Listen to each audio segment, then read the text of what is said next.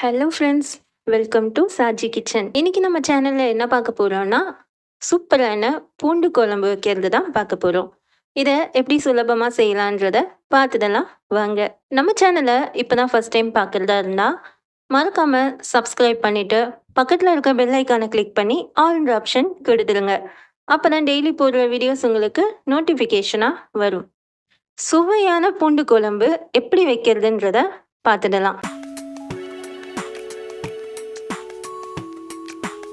இப்போ நம்ம அதுக்கு என்னென்ன எடுத்து வச்சிருக்கோன்றதையும் பார்த்துடலாம். சின்ன வெங்காயம் 20லேருந்து 25க்குள்ள எடுத்துக்கோங்க. ஒரு பச்சை மிளகாய் எடுத்துக்கோங்க. 2 தக்காளிய நறுக்கி எடுத்து வச்சுக்கோங்க.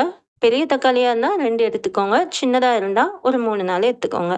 கொஞ்சம் கருவேப்பிலை, 1 கப் அளவுக்கு பூண்டு நல்லா உரிச்சு எடுத்து வச்சிருங்க.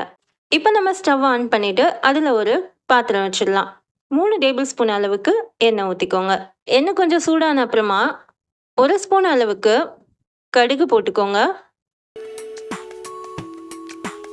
கொஞ்சமாக உளுந்த பருப்பு போட்டுக்கோங்க. 1/4 ஸ்பூன் அளவுக்கு வெந்தயம் போட்டுக்கோங்க. சீரகம் ஒரு 1/2 ஸ்பூன் அளவுக்கு போட்டுக்கோங்க. இது எல்லாமே பொரிஞ்சு வரும்போது நம்ம எடுத்து வச்சிருக்க சின்ன வெங்காயத்தையும் இதோடைய ஆட் பண்ணிக்கலாம். சின்ன வெங்காயம் சேர்த்த அப்புறமா கொஞ்சம் இதை நல்லா வதக்கி விட்டுக்கோங்க.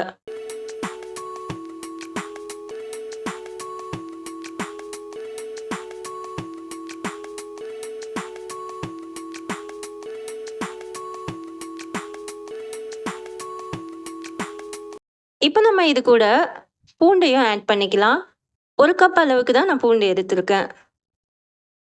பூண்டையும் இதோட சேர்த்து நல்லா வதக்கிக்கோங்க.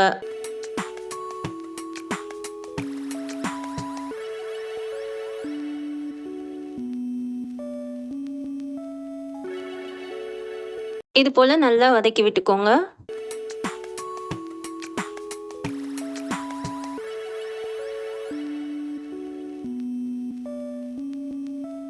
இப்போ இதுக்கு நான் புளி எடுத்து ஊற வச்சிருக்கேன். ஒரு நெல்லிக்காய் சைஸ் அளவுக்கு புளி எடுத்து ஊற வச்சிருக்கேன்.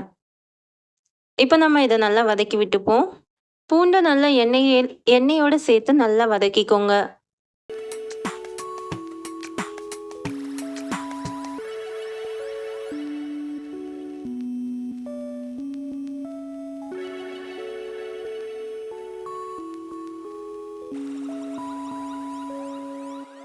இப்போ நம்ம இது கூட தக்காளி ஆட் பண்ண போகிறோம். 2 தக்காளியை கட் பண்ணி எடுத்து வச்சுருக்கேன். அந்த தக்காளியை தான் நம்ம இது கூட சேர்த்துக்க போகிறோம்.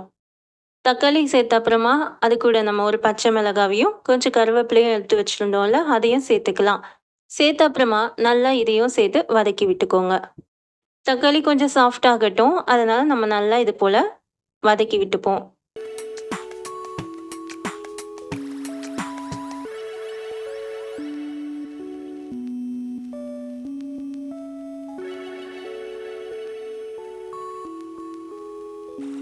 இப்போ நம்ம இது கூட தேவையான அளவு உப்பு சேர்த்துக்கலாம்.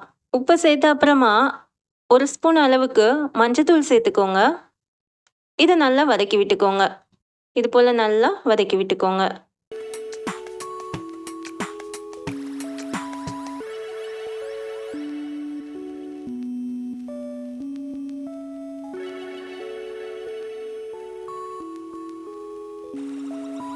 இப்போ இது கூட நம்ம மிளகாய் தூள் சேர்க்க போகிறோம். 3 ஸ்பூன் அளவுக்கு மிளகாய் தூள் சேர்த்துருக்கேன். உங்களுக்கு காரம் எப்படியோ அதுக்கேற்ற மாதிரி கூட்டவோ குறையவோ நீங்கள் சேர்த்துக்கலாம். 3 ஸ்பூன் மிளகாய் தூள் சேர்த்த அப்புறமா இதை நல்லா இது போல் மிக்ஸ் பண்ணி விட்டுக்கோங்க. இது போல் நல்லா மிக்ஸ் பண்ணிக்கோங்க. தக்காளி கூட நல்லாவே சாஃப்ட் ஆயிடுச்சு.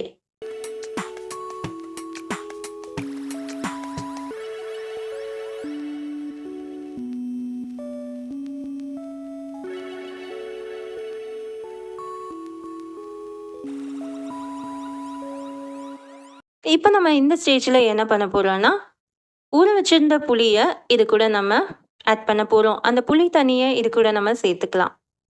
புளியை நல்லா கரைச்சி எடுத்து வச்சுருங்க. இந்த ஸ்டேஜில் நம்ம அந்த புளி தண்ணியை இதோட ஆட் பண்ணிவிட்டு நல்லா மிக்ஸ் பண்ணி விட்டுக்கோங்க. இந்த ஸ்டேஜில் நீங்கள் உப்பு காரம்லாம் செக் பண்ணிக்கோங்க.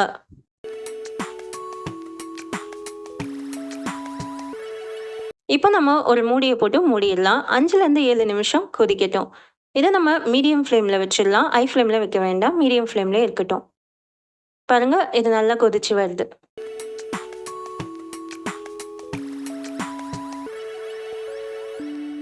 நல்லா எண்ணெயும் பிரிஞ்சு வருது. ரொம்ப அருமையா ரெடி ஆயிடுச்சு பூண்டு குழம்பு.